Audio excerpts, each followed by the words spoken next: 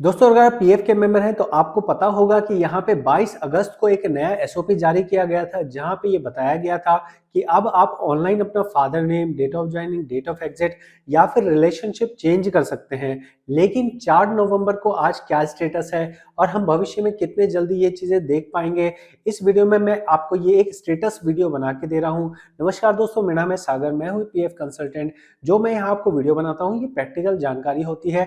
आप इस चैनल को सपोर्ट करके सब्सक्राइब कर सकते हैं। साथ में आप जीत सकते हैं ये मोबाइल स्टैंड, जो कि मैं आप फ्री ऑफ कॉस्ट देने वाला हूं उन लोगों को जो यहाँ सब्सक्राइब करके अपना कमेंट में नाम लिखेंगे। तो आपको बस अपना सब्सक्राइब करके कमेंट में नाम लिख देना है। महीना खत्म होने के बाद हम यहाँ पे अनाउंस करेंगे जो विनर्स होंगे उनके बारे में। तो फिलहाल यहाँ आप देख सकते हैं कि यहाँ पे 22 अगस्त 2023 को नया एसओपी जारी किया गया था और इस नए एसओपी के अंदर में नया ज्वाइंट डिक्लेरेशन फॉर्म भी जारी किया गया था और साथ में ये भी बताया गया था कि ये सभी सर्विसेज जो है वो ऑनलाइन भी आने वाली है। और ऑनलाइन जो आएगी तो इसके अंदर हमें बताया गया कि हमें क्या क्या करेक्शन करने के लिए मिलेगा, जैसे name, date of birth, gender, father name, relationship, date of joining, date of living, reason of living. तो इसके बारे में जो मैंने पहले वीडियो बनाई थी उसमें अभी भी मेरे को कमेंट्स आ रहे हैं कि जब ये करेक्शन हो जाती है, जब ये बदलाव हो जाता है तो आप ज़रूर ये वीडियो बना के दीजिएगा। तो यही मैं आपको आज बता रहा हूँ कि आज की तारीख में हमारा यही स्टेटस है कि अगर हम मेंबर होम पे जा रहे हैं, मैनेज पे जा रहे हैं, बेसिक डिटेल पे जा रहे हैं, तो आज की तारीख तक भी हमारा date of joining, date of exit वगैरह का ऑप्शन नहीं आया है। आज तक भी हमें सिर्फ और सिर्फ name, date of birth, gender, ये 3 चीज़ें ही हमें करेक्शन करने के लिए ऑप्शन ऑनलाइन दिया जा रहा है। तो अगर आप भी ऐसे मेंबर हैं जो अपना डेट ऑफ ज्वाइनिंग या फादर नेम ठीक करने का इंतज़ार कर रहे हैं, तो अभी आपको और लंबा इंतज़ार करना पड़ सकता है। सरकारी सिस्टम का यही खासियत होती है कि यहाँ पे कोई समय सीमा नहीं होती है। आपका जब तक मन करता है तब तक आप चीज़ों को लंबा खींच सकते हैं, चीज़ों को आप लेट कर सकते हैं, कोई समय सीमा नहीं है। समय सीमा या नियम कानून सिर्फ और सिर्फ गरीब लोगों और जो कमज़ोर लोग होते हैं उनके ऊपर लागू नहीं होती है। यहाँ पे जो सरकारी सिस्टम होता है वो सबका जो है एक तरह से भगवान होता है। तो भगवान के ऊपर कोई नियम कानून लागू नहीं होते हैं। यहाँ पे इन्होंने 22 अगस्त को जो एसओपी बना दी थी, इस 22 अगस्त में इन्होंने ऐसा कहीं मेंशन नहीं किया था कि ये इस तरह के बदलाव कब तक कर पाएंगे। तो यहाँ पे सितंबर पूरा चला गया, सितंबर, अक्टूबर, नवंबर, 3 महीने का टाइम हो चुका है। उसके बाद भी यहाँ पे इस तरह के नए बदलाव जो वेबसाइट के ऊपर इनकॉर्पोरेट होने चाहिए थे, अभी तक नहीं हुए हैं। तो यहाँ पे हम कहते हैं कि हमारा हर दूसरा साइंटिस्ट भारत का है, हमारे आईटी बहुत एडवांस है, लेकिन असलियत यही है कि यहाँ पे अगर एक वेबसाइट के ऊपर कुछ भी चेंज करना है तो वहाँ पे कोई समय सीमा नहीं होती है। तो अगर आप परेशान हो रहे हो कि आपको अपना फादर नेम करेक्शन करना है या डेट ऑफ ज्वाइनिंग करेक्शन करनी है, तो फिलहाल आप यही समझिए कि अभी ऑप्शन नहीं आया है। अगर आपके पास फिजिकल जाने का ऑप्शन हो तो आपके जो नया जॉइंट डिक्लेरेशन फॉर्म है ये आप देख सकते हैं। ये नया जॉइंट डिक्लेरेशन फॉर्म है।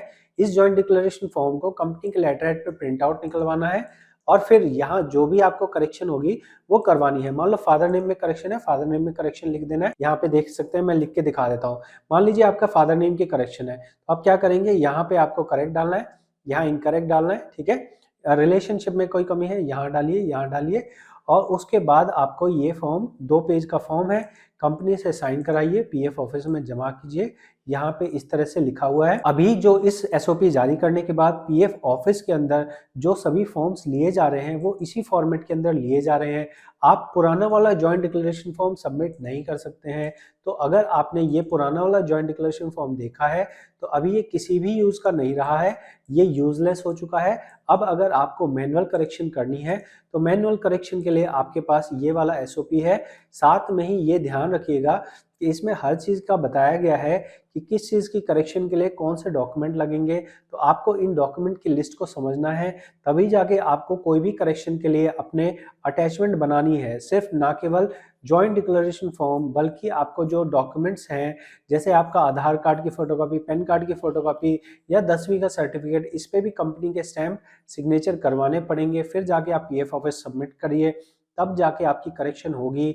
फिलहाल यहाँ पे 3 महीने से ज़्यादा का टाइम हो चुका है, उसके बाद भी अभी तक यहाँ पे इनकॉर्पोरेट नहीं किया गया है वेबसाइट के ऊपर। तो ये आगे और कितना टाइम लगेगा इसके बारे में कोई कुछ कह पाना बिल्कुल ऐसा ही है जैसे आप समझ लीजिए कि कोई भविष्यवाणी करना कि तो भविष्यवाणी करने से फ़ायदा नहीं है। फिलहाल आज तक की डेट का यही स्टेटस है कि यहाँ पे करेक्शन के लिए ऑनलाइन ऑप्शन नहीं आया है, और अगर ऑनलाइन ऑप्शन आता भी है तो भी उसमें मैं आपको ये समझाना चाहूँगा कि उसमें आप सिर्फ एक ही मेंबर आईडी का करेक्शन कर सकेंगे।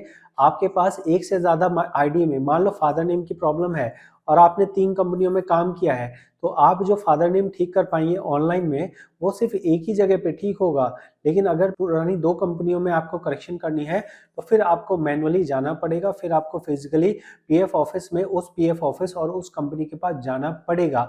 तो आप 3 महीने हो चुके हैं और ज़्यादा इंतज़ार अगर आप कर रहे हो, इसके भरोसे बैठे हो कि ये हमारा ऑनलाइन सिस्टम आएगा तब हम करेंगे, तो आप ऐसा भरोसे मत बैठिए।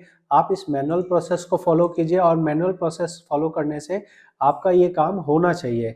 तो आप मैं उम्मीद करूंगा ये वीडियो आपको समझ आई होगी। अगर आपको वीडियो अच्छी लगी हो सब्सक्राइब करके सपोर्ट कीजिए, आपको मौका मिलता है ये जीतने का। साथ ही अगर आपको और कोई भी डाउट हो, प्लेलिस्ट में जाके आप फ्री में वीडियोस देख सकते हैं, समझ सकते हैं कि क्या काम कैसे होता है, कैसे कैसे स्टेप्स को फॉलो करना होता है। साथ में ही पर्सनल कंसल्टेशन चाहिए हो, पे करके आप पर्सनल कंसल्टेशन ले सकते हैं या विड्रॉल के लिए अप्लाई करवा सकते हैं। ऐसा कोई प्रोसेस नहीं है कि आपका फादर नेम गलत है तो आपने मुझे फीस दी और मैंने आपका फादर नेम ठीक कर दिया, इस तरह का कोई प्रोसेस नहीं होता है। जेन्युइन प्रोसेस आप फॉलो कीजिए, जेन्युइन प्रोसेस फॉलो करके आपका स्टेप बाय स्टेप काम होगा, तब जाके आपका पीएफ सेफली विड्रॉ हो पाएगा। उम्मीद करूंगा ये वीडियो आपको काम की लगी होगी। मिलते हैं आपसे अगली जानकारी वाली वीडियो में। इस वीडियो में इतना ही। बहुत बहुत धन्यवाद।